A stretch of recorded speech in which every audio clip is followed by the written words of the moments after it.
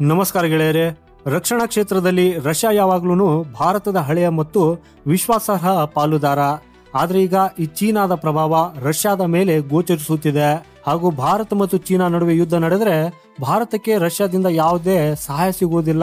ಆಗ ಅಮೆರಿಕ ಮತ್ತು ಕ್ವಾಡ್ ಸಂಘಟನೆ ಮಾತ್ರ ಭಾರತದೊಂದಿಗಿರ್ತದೆ. ಆದ್ದರಿಂದ ಈ ಅಮೆರಿಕ ಭಾರತ ರಷ್ಯಾದ ಶಸ್ತ್ರಾಸ್ತ್ರಗಳಿಂದ ದೂರವಿರಬೇಕು ಅನ್ನೋದನ್ನ ಹೇಳ್ತಾ ಇದೆ. ಆದಾಗ್ಯೂ ಅಮೆರಿಕ ಮತ್ತೊಂದು ಹೇಳಿಕೆಯನ್ನು ನೀಡಿದ್ದು, ಭಾರತವು ಯುದ್ಧ ವಿಮಾನಗಳ ವಿಷಯದಲ್ಲಿ ರಷ್ಯಾದ ಶಸ್ತ್ರಾಸ್ತ್ರಗಳೊಂದಿಗೆ ಕೆಲಸ ಮಾಡುವುದರಿಂದ ಭಾರತಕ್ಕೆ ಯಾವುದೇ ಪ್ರಯೋಜನವಾಗುವುದಿಲ್ಲ ಅಂತಾನೂ ಹೇಳ್ತಾ ಇದೆ.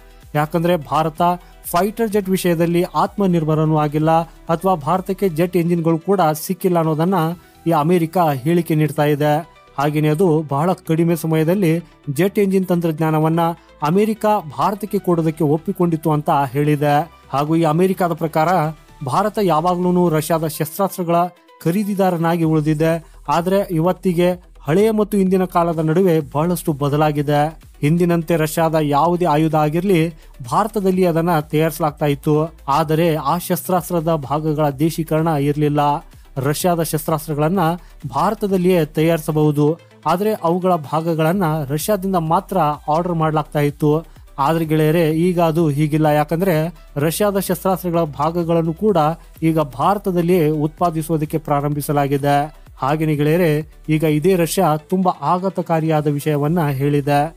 ರಷ್ಯಾ ಮತ್ತು ಭಾರತದ ನಡುವಿನ ಸಹಕಾರವು ಬಹುತೇಕ ಎಲ್ಲ ಶಸ್ತ್ರಾಸ್ತ್ರ ವಲಯದಲ್ಲಿ ಪ್ರಬಲವಾಗಿದೆ. ಆದರೆ ಡ್ರೋನ್ ಶಸ್ತ್ರಾಸ್ತ್ರಗಳು ರಷ್ಯಾ ಮತ್ತು ಭಾರತದ ನಡುವೆ ಹೆಚ್ಚಿನ ಸಹಕಾರವಿಲ್ಲದ ಒಂದು ಕ್ಷೇತ್ರವಾಗಿದೆ. ಹಾಗೂ ಈಗ ರಷ್ಯಾ ಭಾರತವು ಕೆಲವು ತಂತ್ರಜ್ಞಾನವನ್ನು ಹೊಂದಿದ್ದು ರಷ್ಯಾವು ಕೂಡ ಅದನ್ನ ಸ್ವಾಧೀನಪಡಿಸಿಕೊಳ್ಳುವುದಕ್ಕಾಗಿ ಬಯಸುತ್ತಿದೆ ಅನ್ನೋದನ್ನ ಹೇಳಿಕೊಂಡಿದೆ. ಹಾಗೂ ಇದರಲ್ಲಿ ಪ್ರಿಸಿಷನ್ ಗೈಡೆನ್ಸ್ ಮತ್ತು ನೇವಿಗೇಷನ್ ಸಿಸ್ಟಮ್ಗಳಂತಹ ತಂತ್ರಜ್ಞಾನವೂ ಕೂಡ ಸೇರಿದೆ. ಇಲ್ಲಿ ರಷ್ಯಾ ಭಾರತವು ಇಂತಹ ತಂತ್ರಜ್ಞಾನದಲ್ಲಿ ಹೆಚ್ಚಿನ ಪಾಂಡಿತ್ಯ ಪಡೆದಿದೆ ಅನ್ನೋದನ್ನ ಒಪ್ಪಿಕೊಂಡಿದೆ. ತನ್ನ ಬಳಿ ಹಲವು ಡ್ರೋನ್ ಯೋಜನೆಗಳಿವೆ ಮತ್ತು ಭಾರತದ ತಂತ್ರಜ್ಞಾನವು ರಷ್ಯಾದ ಡ್ರೋನ್ ಯೋಜನೆಯನ್ನ ಹೆಚ್ಚು ನಿಖರವಾಗಿಸುತ್ತದೆ ಅನ್ನೋದನ್ನ ಇಲ್ಲಿ ರಷ್ಯಾ ಹೇಳಿಕೊಂಡಿದೆ. ಆದಾಗ್ಯೂ ರಷ್ಯಾ ಡ್ರೋನ್ ಶಸ್ತ್ರಾಸ್ತ್ರಗಳ ಉತ್ಪಾದನೆಯಂತಹ ಸವಾಲುಗಳಿವೆ ಅಂತ ಒಪ್ಪಿಕೊಳ್ತಾ ಇದೆ. ಹಾಗೂ ಅದು ಭಾರತದಲ್ಲಿ ಅನೇಕ ಡ್ರೋನ್ ಉತ್ಪಾದನಾ ಕಂಪನಿಗಳು ಬಂದಿರುವುದರಿಂದ ಭಾರತದೊಂದಿಗೆ ಕೆಲಸ ಮಾಡುವ ಮೂಲಕ ಅಂತಹ ಸವಾಲುಗಳನ್ನ ಸುಲಭಗೊಳಿಸಬಹುದು ಅನ್ನೋದನ್ನ ಹೇಳ್ತಾ ಇದೆ. ಸೊ ಅದಕ್ಕಾಗಿ ರಷ್ಯಾದ ನಂಬಿಕೆ ಏನು ಅಂದ್ರೆ, ಭಾರತವು ಕೆಲವು ತಾಂತ್ರಿಕ ಪರಿಣಿತಿಯನ್ನ ಹೊಂದಿದ್ದು ಈ ಕಡೆ ರಷ್ಯಾವು ಕೂಡ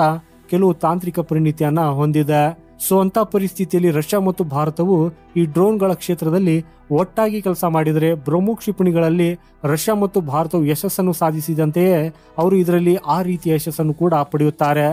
ಹಾಗೆ ನೋಡಿದ್ರೆ ಈಗ ಭಾರತಕ್ಕೆ ಯಾವಾಗಲೂ ಶಸ್ತ್ರಾಸ್ತ್ರಗಳನ್ನು ಮಾರಾಟ ಮಾಡುವ ರಷ್ಯಾ ಭಾರತದ ಯಾವುದೇ ತಂತ್ರಜ್ಞಾನದಲ್ಲಿ ಆಸಕ್ತಿ ಹೊಂದಿರುವುದು ಇದೇ ಮೊದಲು. ಆದರೆ ಅದೇ ಸಮಯದಲ್ಲಿ ಅಮೆರಿಕದ ಶಸ್ತ್ರಾಸ್ತ್ರಗಳ ಪ್ರಸ್ತಾಪವು ಭಾರತವನ್ನ ತಮ್ಮ ಬಲೆಗೆ ಬೀಳಿಸುವ ಪಾಶ್ಚಿಮಾತ್ಯ ದೇಶಗಳ ಪಿತೂರಿಯಾಗಿದೆ ಅಂತ ರಷ್ಯಾ ಭಾರತವನ್ನ ಎಚ್ಚರಿಸಿದೆ. ಸೊ ಗೆಳೆಯರೆ, ಮಾಹಿತಿ ಇಷ್ಟವಾದ್ರೆ ವಿಡಿಯೋನ ಲೈಕ್ ಮಾಡುತ್ತಾ ಕಮೆಂಟ್ ಅಲ್ಲಿ ನಿಮ್ಮ ಅಭಿಪ್ರಾಯನ ಬರೆದು ತಿಳಿಸಿ. ಸಿಗೋಣ ಮುಂದಿನ ಮತ್ತೊಂದು ಅಪ್ಡೇಟ್ ಒಂದಿಗೆ. ವಂದೇ ಮಾತರಂ. ಭಾರತ್ ಮಾತಾ ಕಿ ಜೈ.